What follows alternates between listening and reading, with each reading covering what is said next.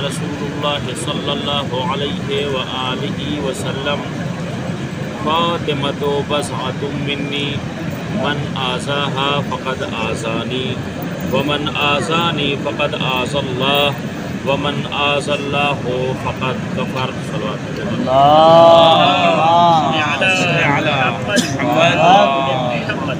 محترم اور معزز سامعین اور علماء کرام طلاب سبیل احترام، آج روز شہادت جناب زہرا سلام اللہ علیہ بھی ہے اور ایک مرحوم کے ایصال ثواب کی مجلس عزا بھی ہے۔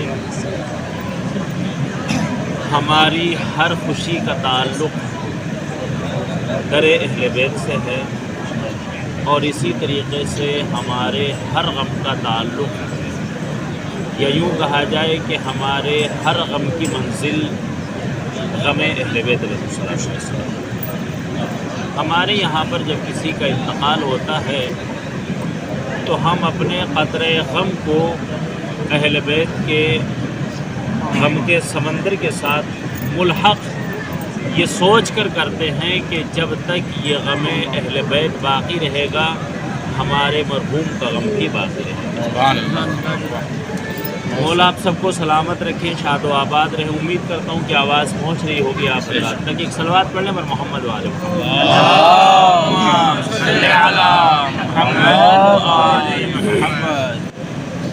جس حدیث مبارکہ کو میں نے آج کی اس مجلس عزا کے لیے سرنامہ سخن قرار دیا ہے، اسی کے ذیل میں کچھ معروضات آپ حضرات کی پاکیزہ سماعتوں کے حوالے کرنے ہیں۔ علماء کرام کا مجمع ہے، تذکراً اور تبرکاً کچھ باتیں میں عرض کروں گا۔ رسول اسلام نے جو فرمایا ہے کہ فاطمہ میرا جز ہے، سوال یہ ہے کہ یہاں پر رسول اللہ نے جو جناب زہرا کو اپنا جز بیان فرمایا ہے، اس کی وجہ کیا ہے، علت کیا ہے، سبب کیا ہے؟ اگر ہم ظاہری معنی لیں تو ظاہر سی بات ہے کہ ہر بیٹی اپنے باپ کا جز ہوتی ہی ہے۔ تو اگر رسول اللہ کو یہی مفہوم پیش کرنا تھا تو یہ تو اوضح الواضحات میں سے ہے، ہر انسان جانتا ہے کہ بیٹی اپنے باپ کا جز ہوتی ہے۔ تو اس کا مطلب یہ ہے کہ یہاں پر یہ ظاہری معنی مراد نہیں ہے، بلکہ رسول اسلام کچھ حقیقتوں سے پردہ اٹھانا چاہ رہے ہیں اور بتا رہے ہیں کہ ہم جو کہہ رہے ہیں کہ فاطمہ میرا جز ہے، جس نے اس کو اذیت دی اس نے مجھے اذیت دی، جس نے مجھے اذیت دی اس نے اللہ کو اذیت دی، اور جس نے اللہ کو اذیت دی فقط کفر، اب وہ دائرہ اسلام میں نہیں رہا، اب وہ کافر ہو چکا ہے۔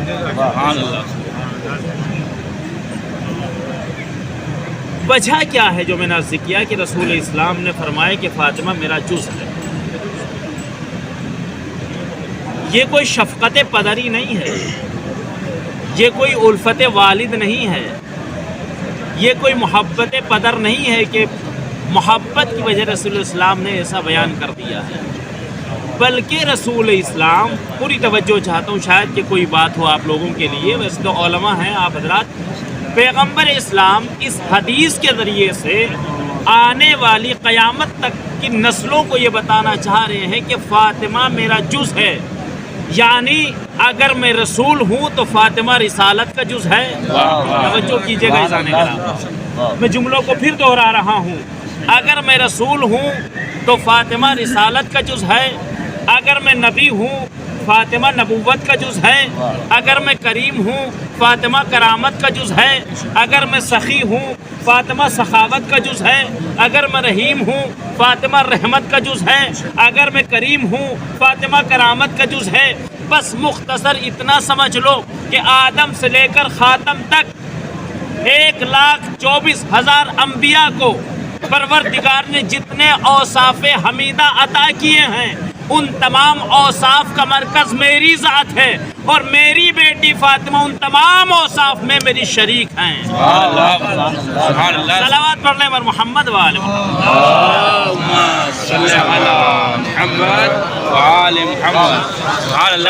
اوصاف حمیدہ اکٹھے کیے جائیں آدم سے لے کر خاتم تک، ان اوصاف کے مجموعے کا نام محمد مصطفیٰ ہیں اور اس میں جناب زہرا سلام اللہ علیہا برابر کی شریک ہیں. یہ ہے عظمت جناب زہرا سلام اللہ علیہا. ورنہ وہ نبی کے جس کی زبان وحی الہی کے اشارے پر کھلتی ہو، یہ کوئی میرے جملے نہیں ہے، یہ کوئی خطابت نہیں ہے، حقیقت ہے. وما ينطق عن الهوى ان هو الا وحی یوحی. خدا کہہ رہا ہے کہ میرا نبی اپنی طرف سے کبھی کچھ نہیں کہتا، یہ جب بھی بولتا ہے یہ میرے حکم کے اعتبار سے گفتگو کرتا ہے. تو اس کا مطلب یہ ہے کہ نبی جو بھی کہہ رہے ہیں وہ حکم خدا کے اشارے پر کہہ رہے ہیں. نبی اگر خاموش رہتے ہیں تو حکم خدا سے، بولتے ہیں تو حکم خدا سے. وہ اگر کسی کو اپنے دوش پر بٹھاتے ہیں، کیا سن رہے ہیں آپ، کیا سن رہے ہیں مولا سلامت، وہ اگر کسی کو اپنے دوش پر بٹھاتے ہیں تو حکم خدا سے. کسی کو محبت سے الفت سے اپنی بزم میں احترام سے بٹھاتے ہیں تو حکم خدا سے. اور کسی کو قومو انی کہہ کر بھگاتے ہیں. صلوات پڑھنے پر محمد وآل محمد.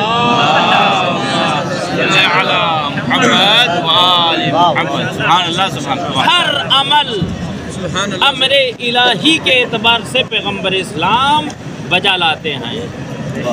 یہ ہے شان جناب زہرا سلام اللہ علیہا کی. اچھا وجہ کیا، جو میں نے کہا کہ وجہ کیا ہے کہ رسول اسلام نے، میں بہت مختصر 10 سے 15 منٹ میں بات کو تمام کر دوں گا، لہٰذا توجہ رکھیے گا. وجہ کیا ہے کہ رسول اسلام نے یہ فرمایا ہے. تاریخ البغداد جلد نمبر 5 صفحہ نمبر 87 پر ایک روایت ہے اور یہ روایت انہوں نے اپنے اعتبار سے ذکر کی ہے. یاد رکھیے گا کہ جملہ کلم الناس علی قدر عقولہم، لوگوں سے ان کی عقلوں کے مطابق کلام کروں. جو جتنی معرفت کسی کی رکھتا ہے وہ اس کے بارے میں اتنی گفتگو کرتا ہے. آپ میرے بارے میں یہ جانتے ہیں کہ میں صرف حوض نجف کا ایک ادنا سا طالب علم ہوں، بس یہ کافی ہے. جو برادران یہ جانتے ہیں کہ میں اتنے سالوں سے رہ رہا ہوں تو ان کی معرفت کچھ اور ہے. جو میرے ساتھ پڑھے ہیں، میرے مباحثی ہیں، کلاس فیلو ہیں، وہ جانتے ہیں کہ میرے اندر صلاحیت کتنی ہے. تو اس کا مطلب یہ ہے کہ ہر انسان کسی کے بارے میں اتنی ہی رائے قائم کر سکتا ہے کہ جتنی اس کی معرفت ہوتی ہے. توجہ کیجیے گا عزیزان گرامی. کلم الناس علی قدر عقولہم، اسی لیے کہا گیا کہ لوگوں سے ان کی عقلوں کے مطابق کلام کرو. اس لیے کہ اگر سطح عقل سے اوپر گفتگو کر دی تب بھی بیکار، اگر اتنی نیچے آ کر گفتگو کی تب بھی بیکار. خیر الامور اوسطها، ہمیشہ درمیانی راستہ انسان کو اختیار کرنا چاہیے. یہ عاقل کی نشانی ہے. توجہ کیجیے گا عزیزان گرامی. کتاب کا نام تاریخ بغداد جلد نمبر 5 صفحہ نمبر 87 پر یہ روایت موجود ہے. وہ ذکر کرتے ہیں کہ رسول اللہ کی زوجہ بنت ابی بکر حضرت عائشہ، صلوات پڑھ لیں بر محمد وآل محمد. اچھا لفظ حضرت بھی بڑا جامع لفظ ہے، یہ کہیں بھی سیٹ ہو جاتا ہے. اگر آپ اس کو جہاں سیٹ کرنا چاہیں، یہ حضرت شیطان کے لیے بھی استعمال ہو جاتا ہے. ایک صلوات پڑھ لیں بر محمد وآل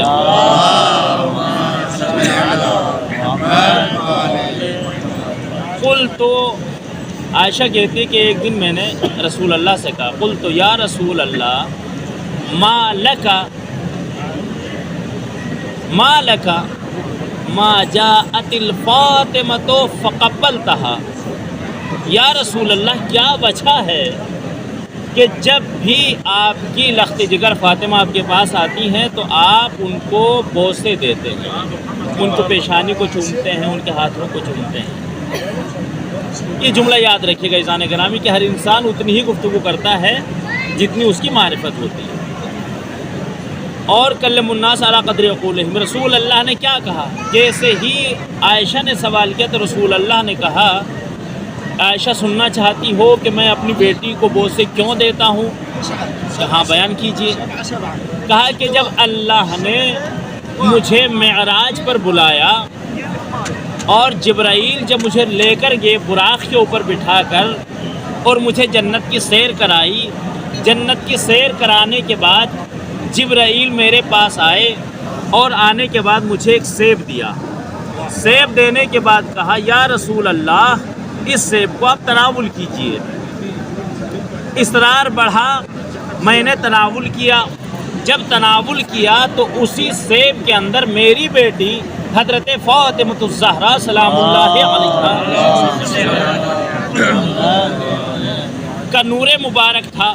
میں نے اس سیب کو تناول کیا اور وہ نور فاطمہ میرے صلب میں ودیعت کر دیا پروردگار نے، اور اس کے بعد یہ نور میرے صلب سے رحم حضرت خدیجہ میں منتقل ہوا اور میری بیٹی فاطمہ دنیا میں آ گئی۔ لہٰذا جب بھی میں جنت کی خوشبو کا مشتاق ہوتا ہوں تو میں اپنی بیٹی فاطمہ کو بوسے دیتا ہوں۔ توجہ کیجیے گا عزیزان کرام، مولا سلامت رکھے۔ یہ ہے ظاہری معنی، کلم الناس علی قدر عقولہم۔ عائشہ کی عقل یہی تک تھی، رسول اسلام نے یہی بیان کیا، مطلب یہ نہیں تھا۔ اگر عقل اور زیادہ ہوتی، اور عقل ہوتی بھی کہاں سے، اس لیے کہ علی کی دشمنی عقل تو سلب کر لیتی ہے۔ عقل ہوتی تو ممکن ہے رسول اللہ کچھ اور بیان کرتے۔ توجہ کیجئے گا، ایک ہی گفتگو میں رسول اسلام نے 3 حقیقتوں کو بیان کیا۔ پہلی حقیقت، آج تک جو لوگ اپنی کتابوں میں لکھ رہے ہیں کہ رسول اللہ کو معراج روحانی ہوئی تھی، نہیں توجہ کی آپ نے، نہیں توجہ کی۔ آج تک 1400 سالوں سے جو لکھا جا رہا ہے کہ رسول اللہ کو جسمانی نہیں بلکہ روحانی معراج ہوئی تھی، یہاں پر عائشہ کے سامنے رسول اسلام نے یہ بیان کر دیا کہ روح کبھی سیب نہیں کھاتی، روح کبھی سیب نہیں کھاتی۔ بیان کر دیا کہ دیکھو روحانی معراج نہیں ہوئی تھی بلکہ جسمانی معراج ہوئی تھی۔ دوسری حقیقت سے یہ پردہ ہٹایا کہ دیکھو یاد رکھنا، قیامت تک آنے والی نسلوں کو رسول اسلام نے پیغام دیا کہ میری بیٹی فاطمہ وہ عظیم المرتبت بیوی ہیں کہ جن کے لیے پروردگار نے یہ بھی گوارا نہ کیا کہ فاطمہ کو محمد کے پاس بھیجا جائے۔ نہیں توجہ کی، مولا سلامت رکھے۔ ایسی عظیم المرتبت بیوی ہے کہ جب اس کو محمد کی جھولی میں ڈالنا چاہا تو کہا محمد وہاں نہیں، وہ عظیم المرتبت بیوی ہے، لینے کے لیے یہاں تک آنا پڑے گا۔ اب جملہ کہہ دوں اگر توجہ ہے آپ حضرات کی، وہ عظمت عظیم المرتبت بیوی کے لیے جملہ کہہ رہا ہوں، توجہ کیجئے گا۔ جہاں پر ساری امت اپنا سر جھکائے اسے محمد کہتے ہیں، جہاں محمد آنے کے بعد سلام کرے اسے فاطمۃ الزہرا کہا جاتا ہے۔ صلوات پڑھ لیں بر محمد والے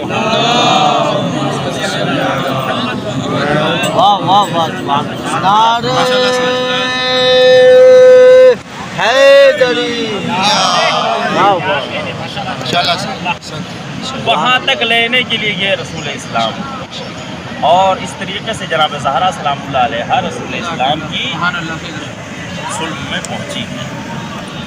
اچھا مزہ تو تب ہے، میں علی کا چاہنے والا، جناب زہرا کا غلام، آپ بھی علی کے چاہنے والے، ان کے غلام، ہم جو بیٹھ کر فضائل پڑھیں تو بات کچھ اور ہے، اگر ان کی فضیلت دشمن بیان کرے تو بات کچھ اور ہے۔ بس میں ایک قصیدہ پڑھوں گا اور اسی قصیدے پر ختم دعا اور ربط مصائب کو انشاءاللہ آپ کی خدمت تمام کر دیں گے۔ ترمذی شریف کو کون نہیں جانتا؟ طلبہ تو بہرحال جانتے ہی، اور مطالعہ کیا آپ لوگوں نے الحمدللہ۔ اس میں ایک روایت ہے، اور روایت بھی ایسی کہ جو پوری زندگی ہمارے یہاں لفظ استعمال کے چڑھتے رہنا کسی سے، یعنی بغیر مطلب کے کسی سے دشمنی رکھنا، بغض و حسد میں جلتے رہنا، یہ خاتون کو فطرت نے ودیعت کر دیا تھا، یا یوں کہا جائے اس خاتون کی تربیت ایسی تھی کہ بچپن سے دشمنی اہل بیت اس کے سینے میں معجزن تھی، ہمارے سینوں میں علی کی ولایت معجزن ہے، دشمنوں کے سینے میں علی کی دشمنی معجزن ہے۔ کہتی ہے ما رأیت احدا اشبہ سمتن و ہدیا و حدیثا برسول اللہ صلی اللہ علیہ وآلہ وسلم فی قیامہ و قعودہ من فاطمہ۔ حضرت عائشہ کہتی ہیں کہ میں نے پوری کائنات میں کسی ایک کو بھی نہیں دیکھا جو رسول اللہ سے سب سے زیادہ مشابہت رکھتا ہو فاطمہ کے علاوہ۔ توجہ کیجیے گا جانے کا، اگر بات پہنچ گئی تو انشاءاللہ آپ محظوظ ہوں گے۔ پوری کائنات میں نے کسی کو نہیں دیکھا۔ کون کہہ رہا ہے؟ وہ کہہ رہا ہے کہ جس نے مولا کائنات کو بھی دیکھا ہے، امام حسن کو بھی دیکھا ہے، امام حسین کو بھی دیکھا ہے، جناب زینب کو دیکھا ہے، جناب ام کلثوم کو دیکھا ہے، ان تمام ذوات مقدسہ کو جو دیکھ رہی ہے وہ یہ کہہ رہی ہے کہ میں نے کسی کو نہیں دیکھا جو فاطمہ کے علاوہ رسول اسلام سے سب سے زیادہ مشابہت رکھتا ہو۔ کس کے اعتبار سے؟ سمتن، شکل و صورت کے اعتبار سے۔ آواز آ رہی ہے میری؟ سلمان پڑھنے پر محمد والے سمتن، شکل و صورت کے اعتبار سے۔ اس کا مطلب یہ ہے کہ جناب زہرا کی وہی شکل و صورت تھی جو رسول اسلام کی شکل و صورت تھی۔ وحدین، سیرت کے اعتبار سے، بہت بڑا جملہ ہے جانے گرا، یعنی جناب زہرا کی وہی سیرت ہے جو رسول اسلام کی سیرت ہے۔ وحدیثاً، اور انداز تکلم کے اعتبار سے، یعنی جب بھی جناب زہرا بولتی ہیں تو ایسا لگتا ہے کہ رسول اسلام گفتگو فرما رہے ہیں۔ فی قیام ہی، جب چلتی ہیں جناب زہرا تو ایسا لگتا ہے کہ رسول اللہ جا رہے ہیں۔ فی قعود ہی، اور جب جناب زہرا بیٹھتی ہیں تو ایسے لگتا ہے کہ رسول اسلام بیٹھے ہیں۔ ہر اعتبار سے اپنے بابا کی شبیہ ہیں جناب زہرا سلام اللہ علیہ۔ کون کہہ رہا ہے؟ یہ ذہن میں رکھیے گا جانے کا۔ اگر ہم تعریف کریں تو بات کچھ اور ہے، اگر کوئی اور کرے تو بات کچھ اور ہے۔ ہر اعتبار سے اپنے بابا سے سب سے زیادہ مشابہت رکھتی ہیں۔ فلما دخلت علی رسول اللہ صلی اللہ علیہ وآلہ وسلم قام الیہا، اور میں نے یہ دیکھا ہے، میں نے کہا تھا کہ ایک قصیدہ پڑھوں گا اور بات کو تمام کر دوں گا، اور میں نے یہ دیکھا ہے کہ جب بھی حضرت فاطمہ اپنے بابا کے پاس آیا کرتی تھی، قام الیہا، رسول اسلام مسند چھوڑ کر کھڑے ہو جاتے تھے، مسند چھوڑ کر کھڑے ہو جاتے تھے۔ کیا کہا؟ فلما دخل، جب بھی، یعنی رسول اسلام جہاں بھی ہوں، گھر میں ہوں، باہر ہوں، صحابہ کے درمیان میں ہوں، صحابیات کے درمیان میں ہوں، سفر میں ہوں، حضر میں ہوں، اپنوں کے درمیان ہوں، غیروں کے درمیان میں ہوں، جہاں بھی جناب زہرا رسول اسلام سے ملاقات کے لیے آتی تھی، رسول اسلام مسند چھوڑ کر کھڑے ہو جاتے تھے۔ ساری فضیلت ایک طرف، اور اب جو حدیث کا جملہ پڑھنے جا رہا ہوں پوری توجہ کیجیے گا۔ مسند چھوڑ کر کھڑے ہو جاتے تھے۔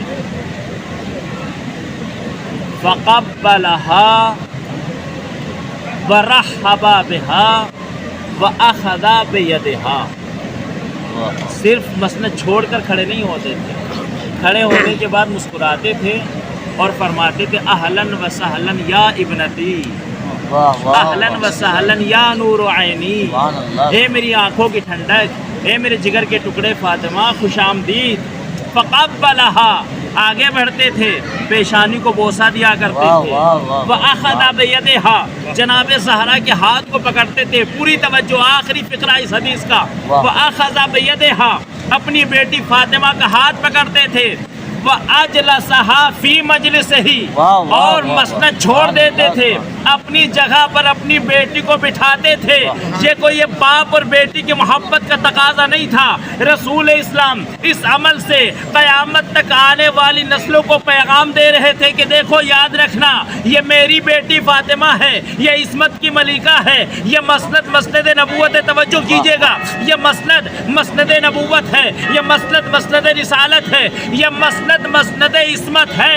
اس مسند پر وہی بیٹھے گا جس کے سر پر پروردگار نے تاج عصمت سجایا ہوگا. یہاں پر کوئی غیر معصوم نہیں بیٹھ سکتا. ہمیں حیرت ہے ایسے لوگوں پر جو ان کو مانتے ہیں کہ جنہوں نے معصومین کو ہٹا کر ایرا غیرہ جن کی نسلیں اور جن کی پوری زندگی کفر میں پلی ہو ایسے مسند عصمت پر آ کر بیٹھ گئے ہیں. صلوات پڑھنے پر محمد وآل محمد.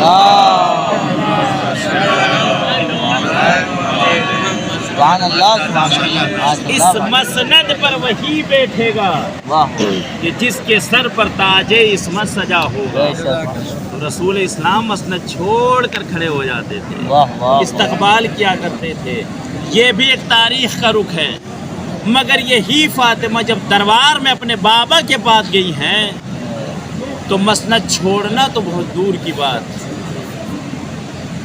احترام کرنا تو بہت دور کی بات, کرسی پیش کرنا تو بہت دور کی بات, جناب زہرا کو بیٹھنے کے لیے بھی نہیں کہا گیا. اللہ اکبر.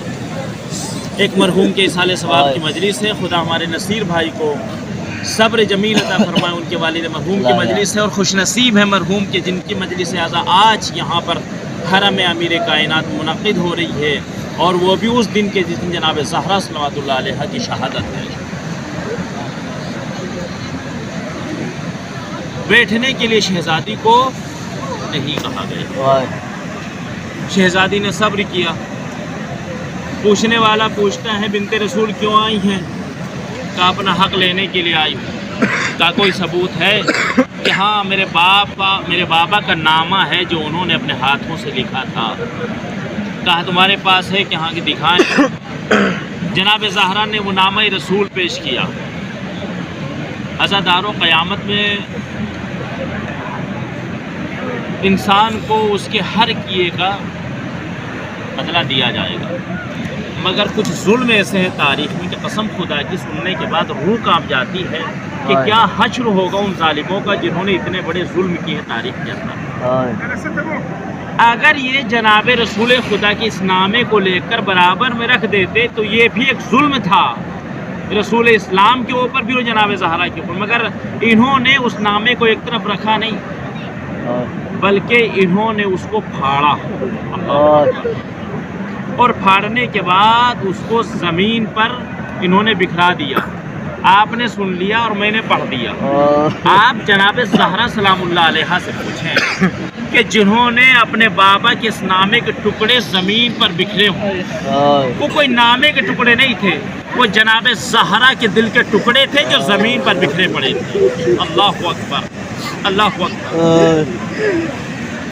ایک عالم دین یہ مجلس اعزا میں یہ مسائل پڑھ رہے تھے. مسائل پڑھتے پڑھتے انہوں نے مجمع سے سوال کیا, اے غیرت دارو مجھے یہ بتاؤ کہ یہ جو تم مسائل میں سنتے ہو کہ بنت رسول آئی تھی اور آنے کے بعد انہوں نے نامہ پیش کیا تھا اور ایک ظالم نے ان کو پھاڑ دیا تھا اور زمین پر پھینک دیا تھا, مجھے یہ بتاؤ کہ نامہ پھاڑنے میں اور زمین پر پھینکنے میں کتنی دیر لگی ہوگی؟ تو مجمع سے کسی نے کہا کہ قبلہ 1 منٹ لگا ہوگا, کسی نے کہا 2 منٹ لگے ہوں گے, کسی نے کہا آدھا منٹ لگا ہوگا. ایک مرتبہ عالم دین نے اپنے سر سے عمامہ پھینک دیا اور اپنے سر و سینے پر ماتم کرنے کے بعد کہتا ہے, اے غیرت دارو تم کہتے ہو کہ 1 منٹ یا 2 منٹ لگے, ارے زہرا سے جا کر پوچھو کہ نامہ دینے سے پہلے بنت رسول جوان تھی, نامہ پھٹنے کے بعد زہرا کے سر کے بال سفید ہو چکے تھے. یہی تو وجہ تھی کہ جب جناب زہرا واپس اپنے گھر پلٹی اور جناب زینب نے اپنی والدہ کی حالت دیکھی, ایک مرتبہ گھبرا کر پوچھتی, اماں ایسا دربار میں آپ کے ساتھ کیا ہو گیا؟ اے اماں آپ گئی تھی جوان تھی, آئی ہے تو بوڑھی ہو چکی. زہرا نے کچھ اور نہیں کہا, بس ایک فقرہ کہا, اے میری لاڈلی میں دربار کا عجیب حال دیکھ کر آئی ہوں. دربار کے اس حال سے میں اتنا سمجھ گئی. آج تیری ماں جب دربار میں گئی تھی تو مسلمانوں کے دربار میں گئی تھی. ارے جب آپ دربار میں جاؤ گی تو شرابیوں کا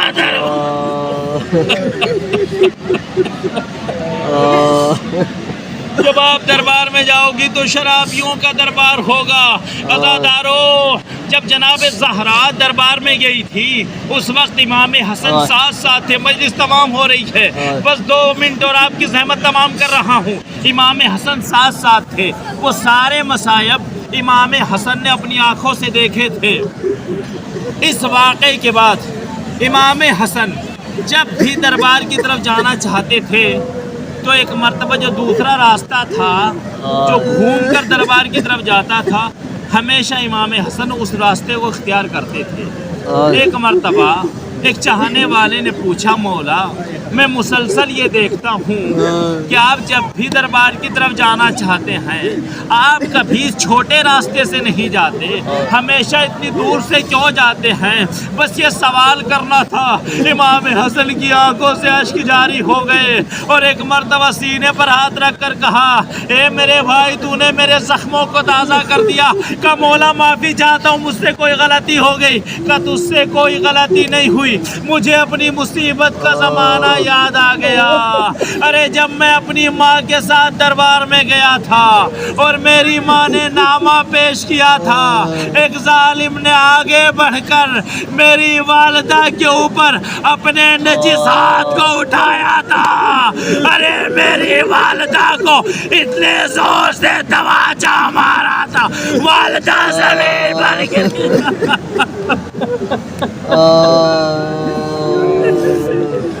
عجب نہیں زہرا نے قبر رسول کا رخ کر کے کہا ہوگا، بابا ابھی تو آپ کا کفن میلا بھی نہیں ہوا، آپ کی امت میرے ساتھ یہ کیا سلوک کر رہی ہے.